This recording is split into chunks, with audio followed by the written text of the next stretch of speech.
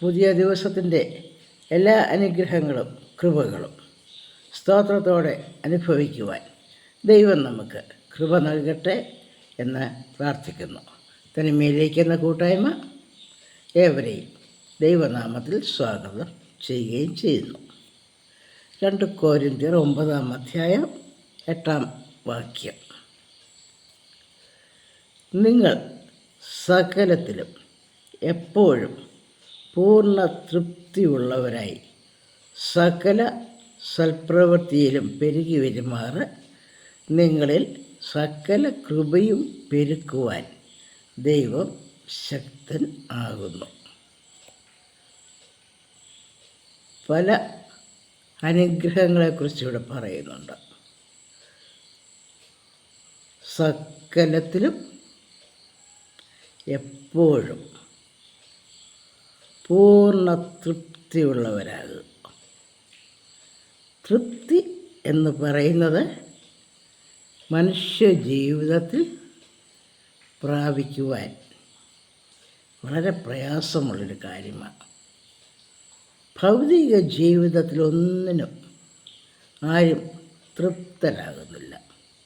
ശമര്യക്കാരി സ്ത്രീയോട് കർത്താവ് പറഞ്ഞല്ലോ, ഈ വെള്ളം കുടിക്കുന്നവന് പിന്നെയും ദാഹിക്കും. ഞാൻ കൊടുക്കുന്ന വെള്ളം അത് നിത്യത്തിലേക്ക് പൊങ്ങി വരുന്ന ഉറവയായിത്തീരും. ഉറവ എപ്പോഴും ഒഴുകിക്കൊണ്ടിരിക്കും. ഉറവയിൽ അല്പം അല്പം വെള്ളമേ വരുന്നുള്ളൂ, പക്ഷേ അത് നിലയ്ക്കാത്ത പ്രവാഹമാണ്. അതിൽ നിന്നും ആവശ്യത്തിന് കോരിയെടുക്കുക. ഞാൻ നൽകുന്ന വെള്ളം അത് നിത്യജീവനിലേക്ക് നയിക്കുവാൻ പര്യാപ്തമായ ഒരു ഉറവയാണ്. തൃപ്തി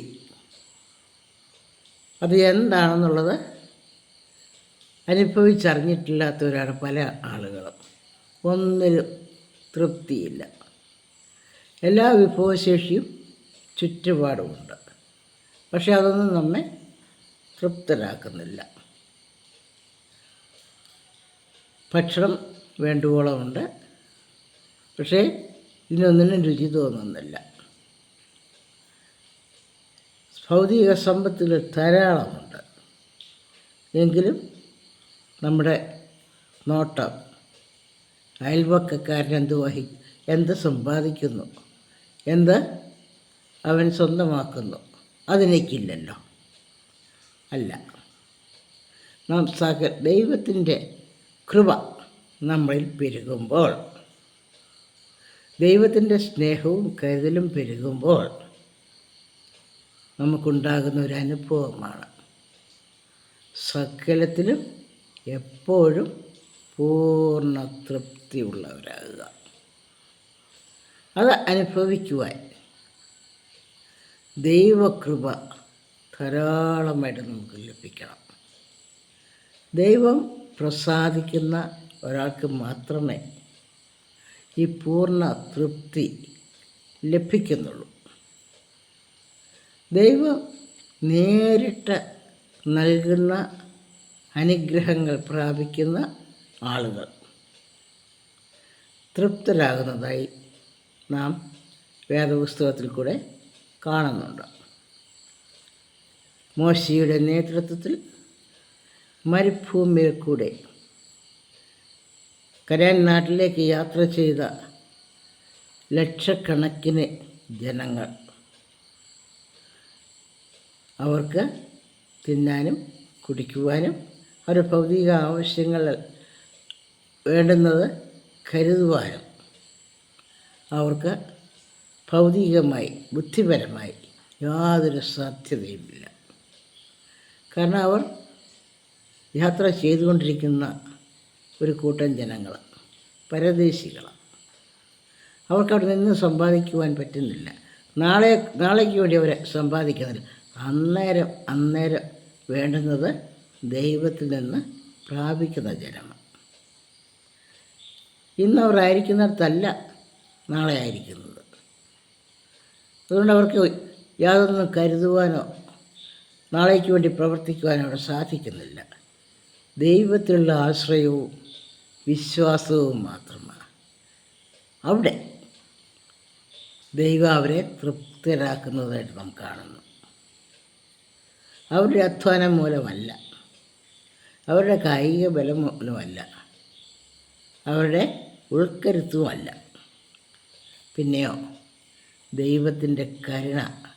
അതൊന്ന് മാത്രമാണ് 40 വർഷക്കാലം അവർക്കാവശ്യമായിരുന്ന മന്നായും കാടപ്പക്ഷിയും പാറയിൽ നിന്ന് ജലവും നൽകി അവരെ യാത്രയിലുടനീളം പോഷിപ്പിച്ചത്.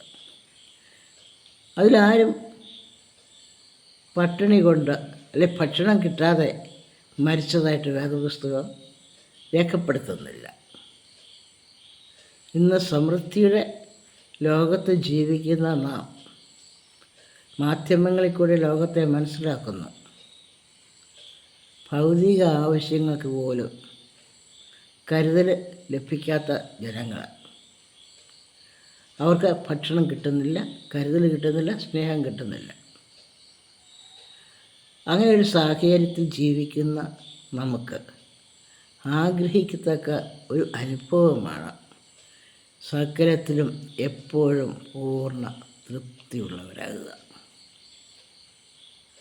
പ്രത്യേകിച്ച് ഇന്ന് എല്ലായിടത്തും നാം കേട്ടുകൊണ്ടിരിക്കുന്ന ഒരു വലിയ പരാതിയാണ് വൃദ്ധജനങ്ങളെ കരുതുന്നില്ല എന്നുള്ളത്. അവർ ഒറ്റപ്പെടുന്നു. അവർക്ക് വേണ്ടത്ര കരുതലും സ്നേഹവും ഒന്നും ലഭിക്കുന്നില്ല എന്നുള്ളത്. എന്നാൽ ദൈവത്തിൻ്റെ കരുതലിൽ നമ്മെ തന്നെ ഫലമേൽപ്പിക്കുമ്പോൾ വാർദ്ധക്യത്തിലും ഫലം കായ്ക്കുവാൻ നമുക്ക് കഴിയും. അതിൽ നമുക്ക് ലഭിക്കണമെങ്കിൽ ദൈവത്തിൻ്റെ കൃപ നമ്മിൽ പെരുകണം. അത് ഇന്ന് നാം അനുഭവിക്കുന്ന കൃപയിൽ നാം തൃപ്തരായി നിന്നാൽ നാം തൃപ്തരാകുന്നില്ല. കൃപ നമ്മുടെ മേൽ പെരുകണം. കൃപമേൽ കൃപ നിറഞ്ഞവൻ്റെ അനുഗ്രഹങ്ങൾ, സഹായം നമുക്ക് നിരന്തരം ലഭിക്കണം. ആ കൃപ ലഭിക്കുവാൻ നമുക്ക് ആവശ്യമായിരിക്കുന്ന അടിസ്ഥാന ഘടകം നമ്മുടെ ജീവിതത്തിൽ നാം താഴ്മയുള്ളവരാകുക എന്നുള്ളതാണ്. താഴ്മയാണ് നാം ധരിക്കുവാനുള്ള ഒരു ഭാവം. സകലത്തിലും താഴ്മയുള്ളവരാകുക. ഇന്ന് ഒരു വിപ്ലവാത്മകമായൊരു ലോകത്തിൽ ജീവിക്കുമ്പോൾ ആരും മറ്റൊരാൾക്ക് കീഴ്പ്പെടുവാൻ താല്പര്യമില്ല. അങ്ങനൊരു അവസ്ഥയിലാണ് നാം ഇന്ന് ലോകത്തെ കാണുന്നത്. എല്ലാവരും തന്നെ തന്നെ തികഞ്ഞവരാണ്. എല്ലാവരും ഞാൻ പറയുന്നത് പോലെ മറ്റുള്ളവർ പെരുമാറണമെന്ന് ആഗ്രഹിക്കുന്നവരാണ്. അവിടെ തൃപ്തി ലഭിക്കുകയില്ല. കാരണം ഓരോരുത്തരും സ്വതന്ത്രരായി സൃഷ്ടിക്കപ്പെട്ടവരാണ്. വ്യത്യസ്തങ്ങളായ സ്വഭാവങ്ങളോടെ, വ്യത്യസ്തങ്ങളായ കഴിവുകളോടെ, വ്യത്യസ്തങ്ങളായ ആഗ്രഹങ്ങളോടെ സൃഷ്ടിക്കപ്പെട്ടവരായ നമുക്ക് ഈ ലോകത്തിൽ എങ്ങനെ തൃപ്തരായി ജീവിക്കുവാൻ കഴിയും? സകലത്തിലും എപ്പോഴും തൃപ്തിയുള്ളവരാകുക. ഈ ലോകത്തിൽ വച്ച് നമുക്ക് നേടാവുന്നതിൽ ഏറ്റവും വലിയ സിദ്ധിയല്ലേ സകലത്തിലും എപ്പോഴും പൂർണ്ണ തൃപ്തിയുള്ളവരാകുക? അത് മനുഷ്യന് സാധ്യമാണോ? കാരണം മനുഷ്യനെപ്പോഴും വീഴ്ചയ്ക്ക് വിധേയന, തോൽവിക്ക് വിധേയന. ഒരാൾ ചെയ്യുന്നത് മറ്റൊരാൾക്ക് താല്പര്യമില്ലാത്ത കാര്യമാണ്. ഓരോരുത്തരുടെയും ഭാവം അവരവർക്കാണ് ലോകത്തിൽ വെച്ച് ഏറ്റവും വലിയ ആൾ. അപ്പോൾ നമ്മളെ കുറ്റം വിധിക്കുവാനും വിമർശിക്കുവാനുമുള്ള ആളുകളെ മാത്രമാണ് നമുക്ക് ചുറ്റും നാം കാണുന്നത്. അവിടെ നമുക്ക് എങ്ങനെ തൃപ്തരായിട്ട് ജീവിക്കുവാൻ കഴിയും? നമുക്ക് വേണ്ടി പഴിയും ദുഷിയും നിന്ദയും ഉപദ്രവവും എല്ലാം ഏറ്റ യേശുവിനെ നോക്കണം. തനിക്ക് മുൻപിൽ വച്ചിരുന്ന ലക്ഷ്യം ഓർത്ത് തനിക്ക് നേരിട്ട അപമാനത്തെ അലക്ഷ്യമാക്കി ജീവിച്ചവനായിരുന്നു കർത്താവ്. കർത്താവിന് മുൻപിൽ വച്ചിരുന്ന ലക്ഷ്യം സകല ലോകത്തെയും രക്ഷിക്കുവാൻ വേണ്ടി. ആ ലോകത്തെ രക്ഷിക്കുവാൻ വേണ്ടി കർത്താവ് കാണിച്ചു തന്ന മാർഗം താണിറങ്ങി വരിക. താണിറങ്ങി വരുമ്പോൾ, താഴ്മ ധരിക്കുമ്പോൾ ആർക്കും വിമർശിക്കാം, ആർക്കും ഉപദ്രവിക്കാം, ആർക്കും അവഗണിക്കാം. എന്നാൽ എത്ര കയ്പുള്ള കണ്ണുനീരിൻ്റെ മധ്യത്തിൽ കൂടി പോകുമ്പോഴും താൻ എന്തിനു വേണ്ടിയാണ് വന്നത് എന്ന ആ ഉറച്ച ബോധ്യം കർത്താവിനെ സ്ഥിരതയുള്ളവനാക്കി. പിതാവിൻ്റെ ഇഷ്ടം ചെയ്യുവാൻ മാത്രമാണ് താൻ ലോകത്തിൽ വന്നത്. അതായിരുന്നു കർത്താവിൻ്റെ സാക്ഷ്യം. ഞാൻ എൻ്റെ ഹിതമല്ല, എന്നെ അയച്ചവൻ്റെ ഇഷ്ടം ചെയ്യുവാനത്രേ വന്നിരിക്കുന്നത് എന്ന് ഉള്ള ബോധ്യം. അപ്പോൾ നമ്മുടെ ജീവിതത്തിൽ തൃപ്തിയായി ജീവിക്കുവാൻ നമുക്ക് എങ്ങനെയാണ് സാധിക്കുന്നതെന്ന് കർത്താവ് തന്നെ കാണിച്ചു തന്നു. നമ്മെ ഈ ലോകത്തിലേക്ക് അയച്ച ഒരു പിതാവായ ദൈവം നമ്മുടെ ജീവിതത്തെ ക്രമീകരിച്ചുകൊണ്ട് സ്വർഗത്തിൽ നമുക്ക് വേണ്ടി കാത്തിരിക്കുന്നു. അതിൻ്റെ ഈ ലോക ജീവിതത്തിൽ വിവിധ പരീക്ഷകളിൽ കൂടി നാം കടന്നു പോകുമ്പോൾ അവിടെ ദൈവസ്നേഹത്തെ വെളിപ്പെടുത്തിക്കൊണ്ട് ജീവിക്കുവാൻ ഉള്ള കരുത്തും ശക്തിയും പിതാവായ ദൈവം നമുക്ക് തന്നെങ്കിൽ മാത്രമേ നമുക്ക് സാധിക്കുകയുള്ളൂ. കർത്താവിൻ്റെ ഐഹിക കാലത്ത് സ്വർഗത്തിൽ നിന്നുള്ള സാക്ഷ്യം 2 പ്രാവശ്യം ഈ ലോകം കേൾക്കുവാൻ ഇടയായി. ഇവൻ എൻ്റെ പ്രിയപുത്രൻ, ഇവനിൽ ഞാൻ പ്രസാദിച്ചിരിക്കുന്നു എന്നുള്ള സാക്ഷ്യം. യോഹന്നാൻ സ്നാപകനാൽ സ്നാനം ഏറ്റ സമയത്ത് സ്വർഗം തുറന്ന് ഇങ്ങനെയൊരു ശബ്ദമുണ്ടായി.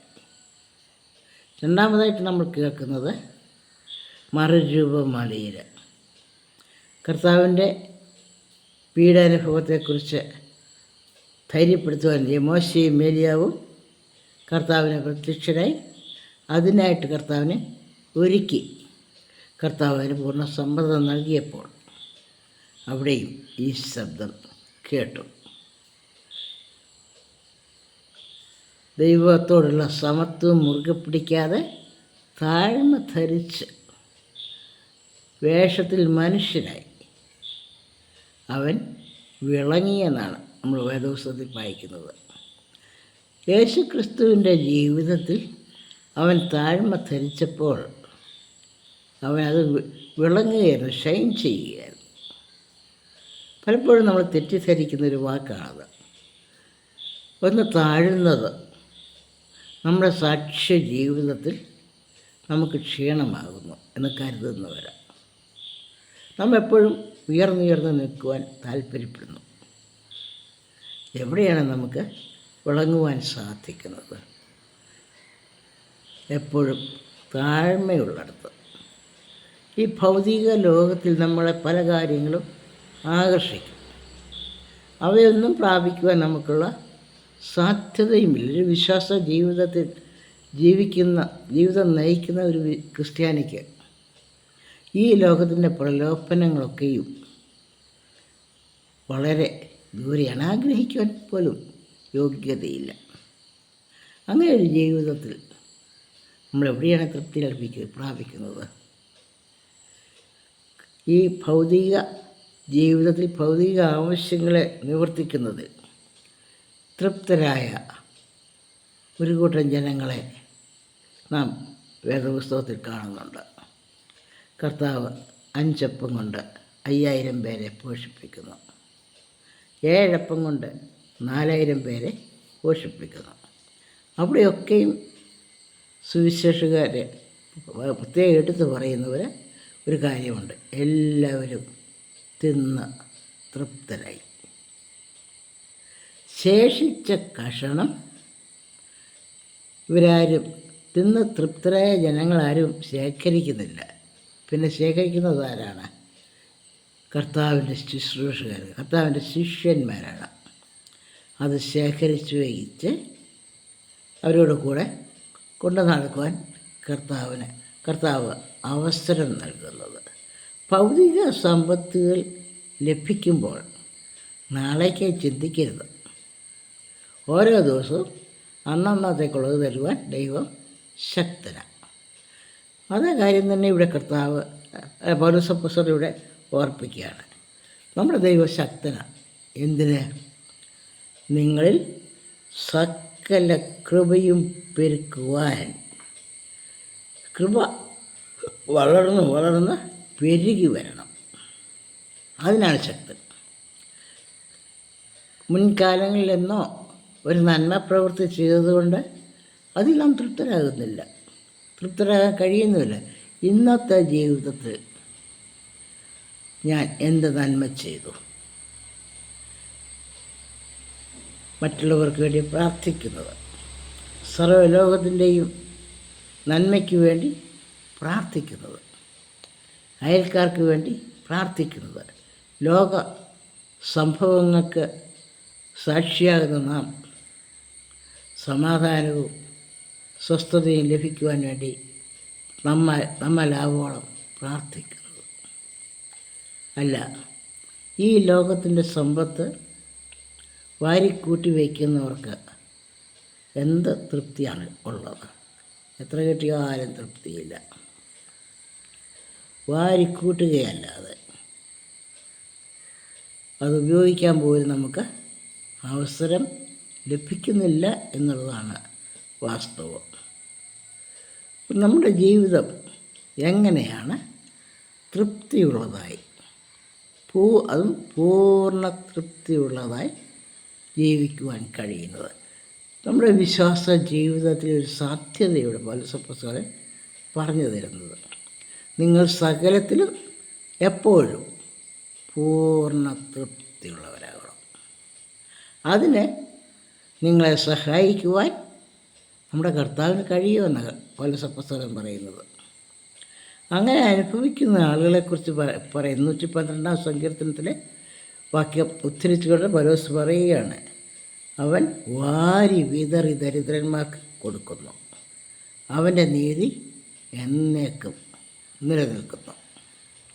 വാരി കണക്ക് നോക്കാതെ കൊടുക്കുക, മുറിവുകളെ ഗണ്യമാക്കാതെ പോരാടുക, സ്വസ്ഥതയ്ക്കായി കാക്ഷിക്കാതെ അധ്വാനിക്കുക, ദൈവ ഇഷ്ടം ചെയ്യുന്നു എന്ന് അറിയുന്നതൊഴികെ യാതൊരു പ്രതിഫലവും ഇച്ഛിക്കാതെ പ്രവർത്തിക്കുക.